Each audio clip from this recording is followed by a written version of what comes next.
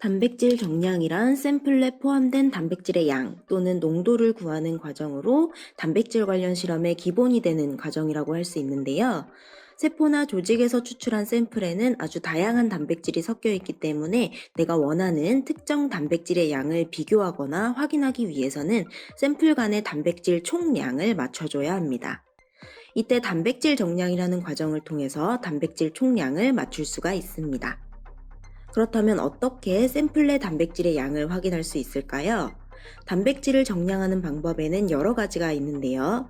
대부분 유사한 원리를 가지지만 그 중에서도 오늘은 실험실에서 주로 사용되고 있는 방법, 많이들 들어보셨을 BCA 어세이와 브래드포드 어세이에 대해 얘기해 보려고 합니다.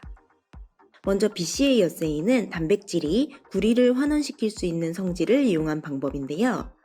단백질과 구리가 만나면 펩타이드 결합에 의해서 구리 이가 양이온이 1가 이온으로 환원됩니다. 여기서 환원된 구리는 BCA와 결합해서 보라색을 띠는 컴플렉스를 형성하게 되는데요. 이 화합물은 562나노미터 파장의 빛을 가장 강하게 흡수하기 때문에 스펙트로포토미터를 사용해서 562나노미터 빛으로 흡광도를 측정합니다.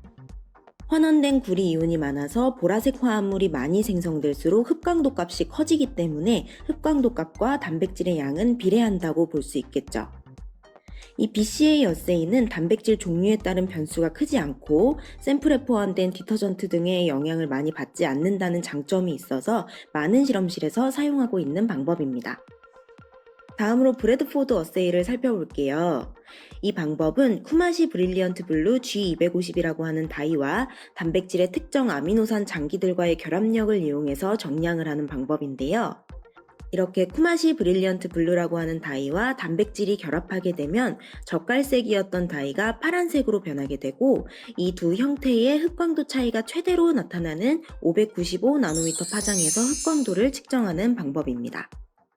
마찬가지로 단백질의 양이 많을수록 595나노미터 파장에서 더 큰 값을 가지게 되죠. 이 브래드포드 어세이는 프로테인 샘플에 있을 수 있는 솔트나 디터전트 등에 의해서 정량값이 영향을 받을 수 있다는 단점이 있지만 소요 시간이 짧고 간단해서 BCA 어세이와 마찬가지로 연구자분들이 선호하는 정량 방법 중에 하나입니다. 하지만 이 두 가지 방법 모두 상대적인 수치를 비교해서 단백질을 정량하는 방법이에요. 다시 말해서 농도를 알지 못하는 내 샘플, 미지의 시료에 대한 단백질 농도를 측정하기 위해서는 정확한 농도를 알고 있는 기준이 되는 단백질 샘플, 스탠다드 샘플이 필요하답니다.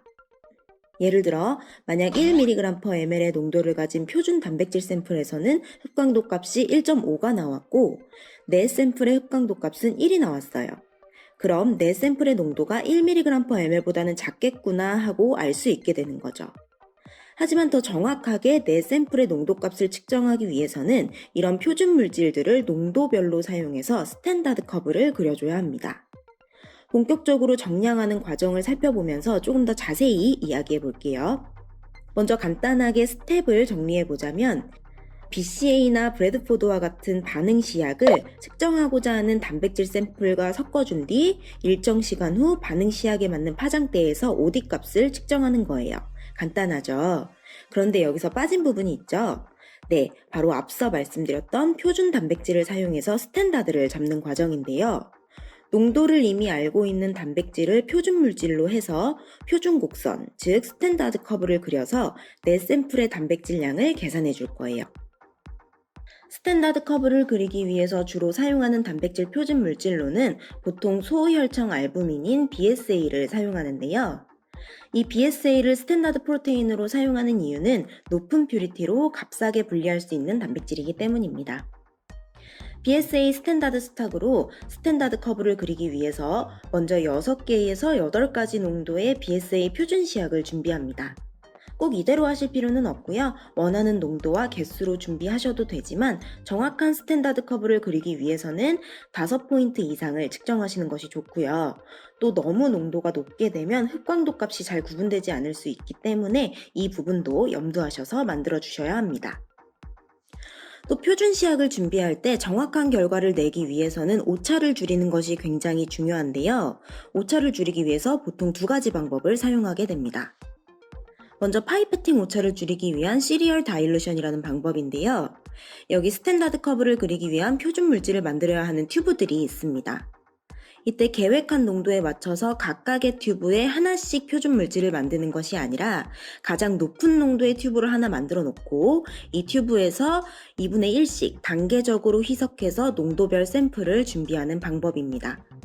이렇게 되면 각 튜브를 각각 제조하는 것보다 튜브 간 농도 구배가 더 명확하게 제조되기 때문에 스탠다드 커브를 그릴 때 더 유리할 수 있습니다. 두 번째로는 한 농도당 여러 번 OD 값을 측정하는 것입니다. 보통 듀플리케이트, 트리플리케이트로 실험한다고 하는데요. 오차를 줄이기 위해서 동일 농도의 OD 값을 두세 번 정도 측정해서 OD 평균 값을 내는 것을 얘기합니다. 이렇게 되면 데이터의 신뢰도를 더 높일 수 있게 됩니다. 이렇게 스탠다드 물질과 샘플이 다 준비되면 정량 시약과 섞어서 일정 시간 인큐베이션을 시킨 뒤 OD 값을 측정하게 되는데요.